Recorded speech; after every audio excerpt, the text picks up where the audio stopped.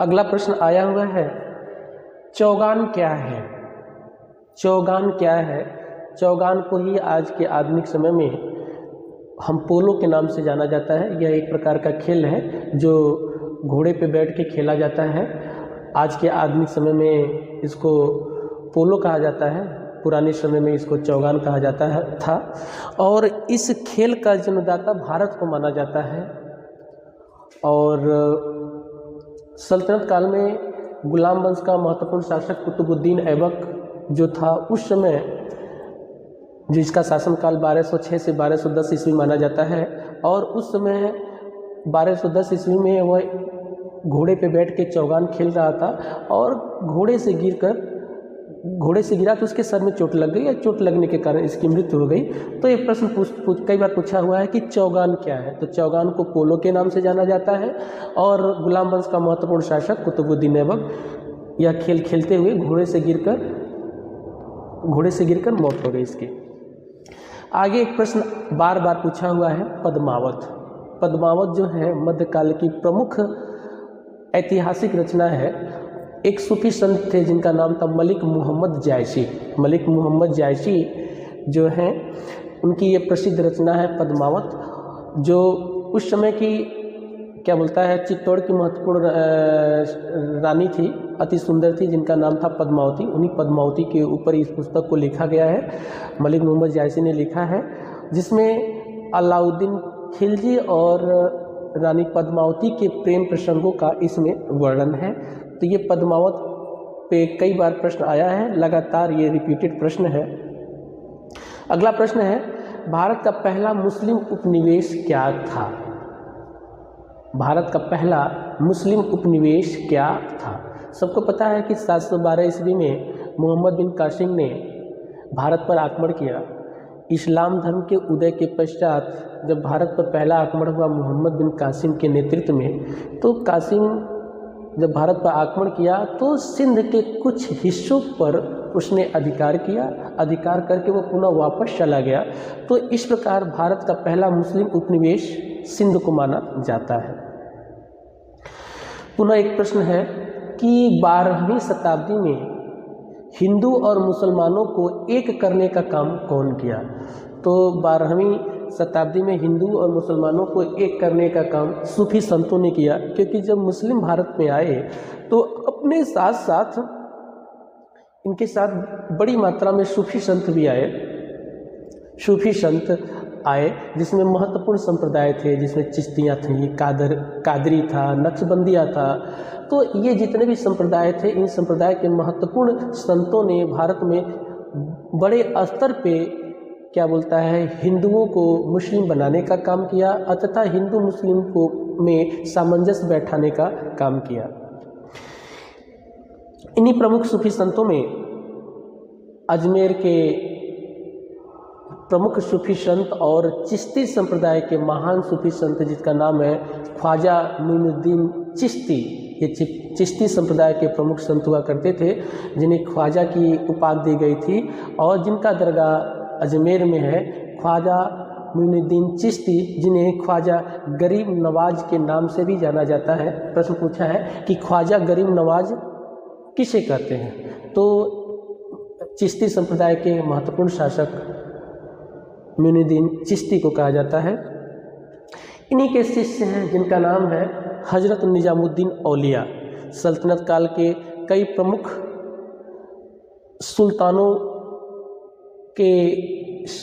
सुल्तानों के दरबार में इन्होंने रहे हैं, और यह महत्वपूर्ण सूफी संत हुआ करते थे। हजरत निजामुद्दीन औलिया, जिन्हें चिराग-ए-देहली के नाम से जाना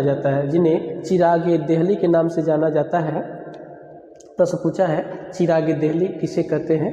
तो ये निजामुद्दीन औलिया को कहा जाता है। और इन्हीं के प्रमुख शिष्य थे अमीर खुसरो। पूछा है कि अमीर खुसरो किसके शिष्य थे? तो इन्हीं के प्रमुख शिष्य थे अमीर खुसरो, जो कई प्रमुख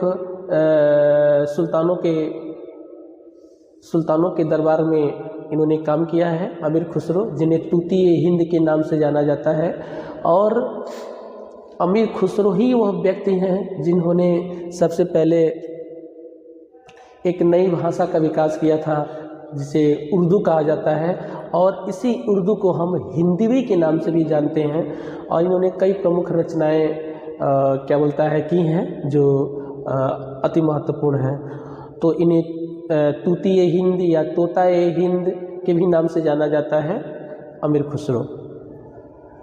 इसके पश्चात पूछा है कि मेगास्थनीज की प्रमुख रचना क्या थी। मेगास्थनीज की प्रमुख रचना क्या थी? मेगास्थनीज एक यूनान का यात्री था जो भारत में आया था, और इन्होंने अपनी प्रसिद्ध पुस्तक इंडिका लिखी है, जिस इंडिका को में इसने सबसे पहले भारत के 7 जातियों का उल्लेख किया है। तो मेगास्थनीज की प्रमुख रचना इंडिका है, जिसमें इसने भारत के 7 प्रमुख जातियों का उल्लेख किया है। अब प्रश्न पूछता है कि किसने कहा है कि दिल्ली बहुत दूर है? दिल्ली बहुत दूर है, ये प्रश्न कई बार पूछा हुआ है। यह तुगलक वंश का शासक था जिसका नाम था मोहम्मद बिन तुगलक। तुगलक वंश का प्रमुख संस्थापक मोहम्मद बिन तुगलक के समय में निजामुद्दीन औलिया से किसी बात को लेकर मतभेद हो गया, जिसमें औलिया साहब ने बोला था कि दिल्ली अभी बहुत दूर है। तो ये कई बार प्रश्न पूछा है। इसके पश्चात एक प्रश्न आया है, मलिक काफूर। मलिक काफूर कौन था? तो मलिक काफूर जो था सल्तनत काल का प्रमुख सेनापति माना जाता था। खासतौर से अलाउद्दीन का यह महत्वपूर्ण व्यक्ति था, जिसके बल पे अलाउद्दीन ने दक्षिण भारत पर विजय प्राप्त की, जिसके द्वारा दक्षिण भारत पर विजय प्राप्त की। और मलिक काफूर एक हिजड़ा था जिसे वह 1000 दिनार में खरीदा था, इस नाते इसे 1000 दिनारी के भी नाम से जाना जाता है। प्रश्न पूछा है कि 12वीं शताब्दी में राजपूतों की कुल कितनी जातियां थीं?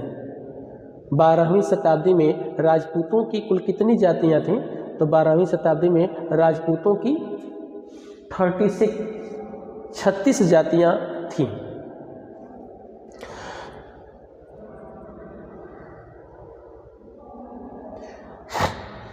प्रश्न पूछा है, अरब यात्री अल मसूदी भारत में कब आया? तो अरब यात्री अल मसूदी भारत में 12वीं शताब्दी में आया। 12वीं शताब्दी में भारत आया।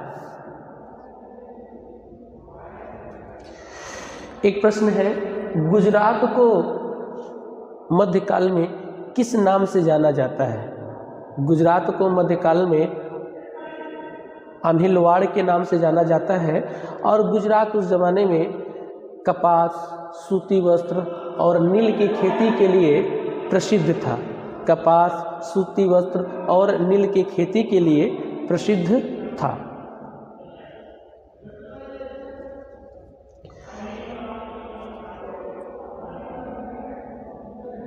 एक प्रश्न है, कोटेशन है लक्ष्मीधर का। ये प्रश्न कोटेशन बार बार पूछा है कि लक्ष्मीधर ने लिखा है कि एक शूद्र आचरण रखने वाला शूद्र ब्राह्मण, क्षत्रिय और वैश्यों से अच्छा था।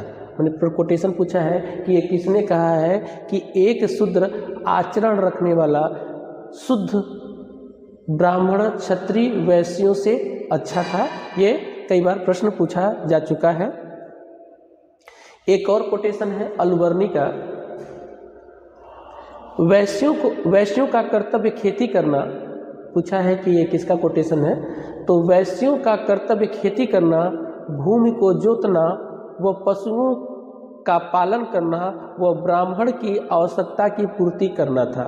मतलब कि वैश्यों का कर्तव्य खेती करना, भूमि को जोतना व पशुओं का पालन करना और ब्राह्मण की आवश्यकता की पूर्ति करना था। यह सेंटेंस अलवर्णी ने अपनी पुस्तक किताबुल हिंद में लिखा है। इसी के साथ आज की क्लास हम यहीं पे समाप्त करते हैं और शेष प्रश्नों पे कल के क्लास में चर्चा करेंगे। धन्यवाद।